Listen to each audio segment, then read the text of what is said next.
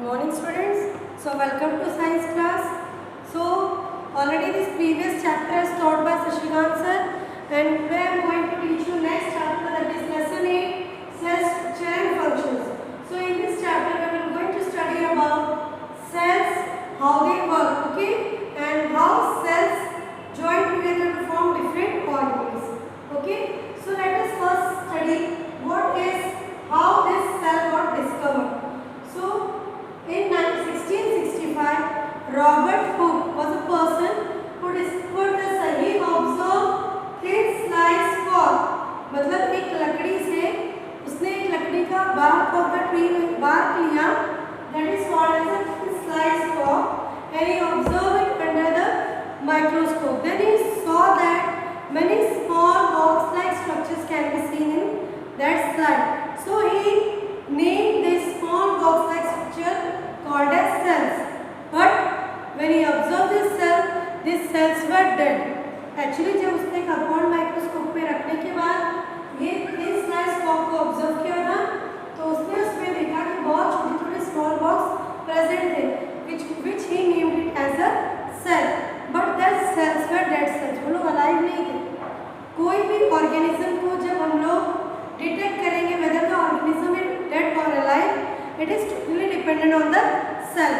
अगर सेल जिंदा है तो it will living organism, अगर सेल डेड है then we can say it is as non-living organisms. Okay.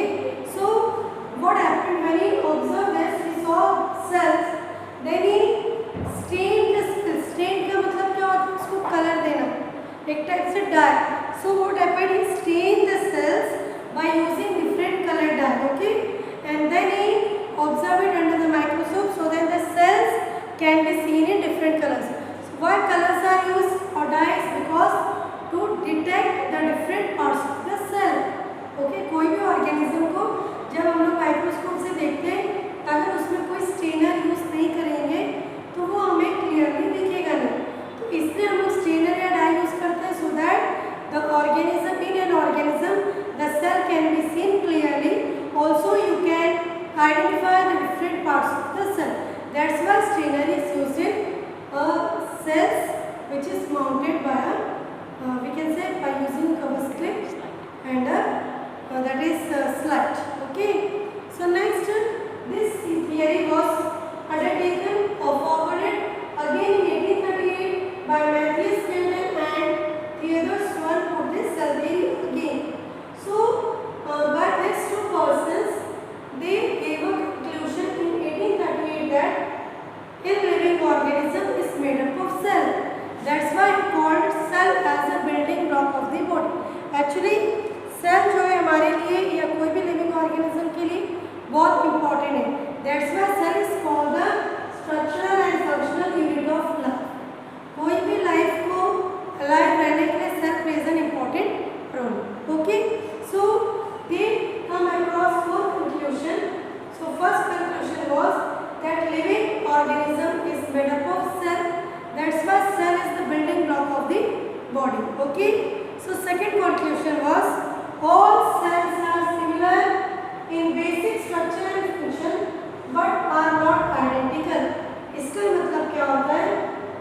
सारे cells में वो similar, उनमें कुछ basic structures और functions similar रहते थे, लेकिन they are not of same size और not of same shapes.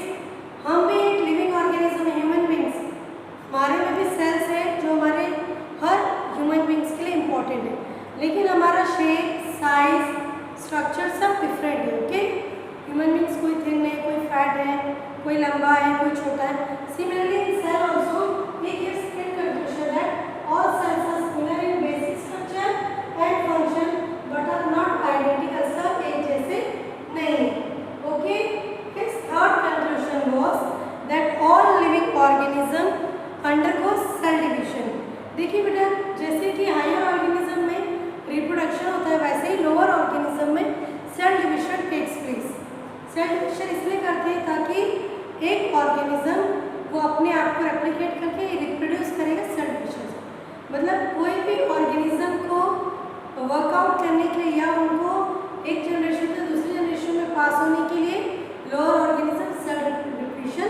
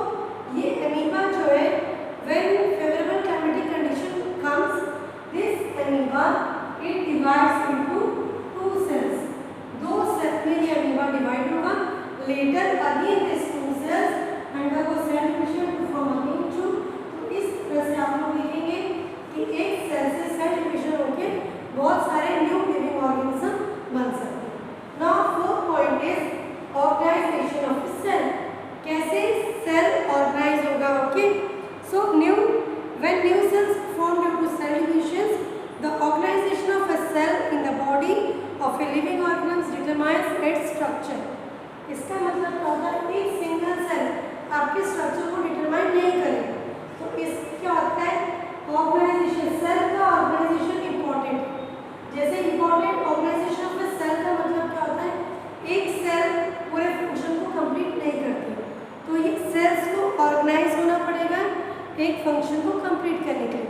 इसके बाद लेटर जब हम लोग यूनिसेलुलर और मल्टीसेलुलर पढ़ेंगे तब मैं आप लोगों को बताऊंगी कैसे सेल ऑर्गेनाइज होता है। Okay, so next point is function depends on the cell. इसका मतलब क्या होता है, वे एन ऑर्गेनिज्म फंक्शन, जैसे एक ऑर्गेनिज्म फंक्शन करता है वो उसके सेल वर्क पे डिपेंड होता है। फॉर एग्जाम्पल, सिंपल एग्जाम्पल, अगर देखिए बेटा सबका स्टेमिना सेम नहीं होता है, इज़न्ट इट? सबका स्टेमिना डिफर होता है, सबकी इम्यून सिस्टम स्ट्रांग नहीं होती है, तो वो डिपेंड होता है सेल की वजह से, किस टाइप का सेल उनके में फॉर्म हो रहा है या वो स्ट्रेंथन हो रहा है। तो लास्ट पॉइंट था, the way of an organism function depend on the cell. So this was the 5 point given by these two, that is Matheus Cantley and Theodor Swan. When they put this cell theory in 1838, they have come across these 5 conclusions. Okay, these are all about cells. Okay, so cell is discovered first by Robert Hooke in 1665. Later this theory was put forwarded in 1838 by Matheus Cantley and Theodor Swan. They also came across 5 conclusions about living cells and their cell structure and organization. So now let us proceed to the unicellular organism. Unicellular, कभी भी uni means one or you can say single and cellular means cell. That means in unicellular organism the organisms are made up of single cell. Okay, so unicellular organism are made up of single cell, but can you guess the single cell perform all the function? Yes, एक single cell पूरा function कर सकता है जो एक higher organism भी करता है। For example, they also eat, they also move, grow, reproduce, excrete, give out waste product. So in unicellular organism single cell come across different functions. For example, they also eat, they also grow, reproduce, excrete and many more functions which we people also can do. So here I have already given you the example of amoeba, which is also a unicellular organism. Your second example is, you can see this is Paramecium. So Paramecium is also a single cellular organism which is, we can say, shape as chappal shape. जैसे मैंने आपको बताया different shapes के present होते हैं organisms, तो ये shapes को हम लोग क्या बोलते हैं, चप्पल शेप। तो अब देखिए आप लोग यहाँ पे ऑर्गेनिज्म के बारे में आपको ज़्यादा नहीं देखना है, just we have to see the cell division. ने यहाँ देखा कि एक पैरामोशियम जो है वो कैसे डिवाइड होते हैं। देखिए you can see first type this are 2 single paramecium. Okay, यहाँ देखिए दोनों पैरामोशियम में कॉन्जुगेशन हुआ। कॉन्जुगेशन मतलब दोनों मिला है। मिलने के बाद आप लोग देखेंगे meiosis step, that is cell division जो हुआ वो मियोसिस है। That is not in your syllabus, you will study it in higher classes also. Just you can see how this cell division takes place in the unicellular organism also. So next I will show you one more model from which you can clear that there are different shapes and sizes of the bacteria also, which is example of unicellular organism. Here you can see the example of bacteria which is an unicellular organism. So you can see different shapes. Okay, you can see the shapes such as bacilli है, spirilla है। Next you can say spores वाले भी इधर आप लोग को different types of bacteria you can see. Okay, next जो आपने सेल डिवीजन पढ़ा, तो डिवीजन जो है आपने ये एक एग्जांपल है सेल डिवीजन का, कैसे ये फेस वाइज फेस डिवीजन एक ऑर्गेनिज्म में होता है। That is first phase is interface, early prophase, that is late prophase, metaphase, anaphase, late anaphase, telophase and late telophase, and later on the last step you can see the how daughter cells came out. जैसे मैंने आपको इस example में बताया था कि एक single organism से कैसे बहुत सारे ऑर्गेनिज्म बन सकते हैं, वैसे this is the process of cell division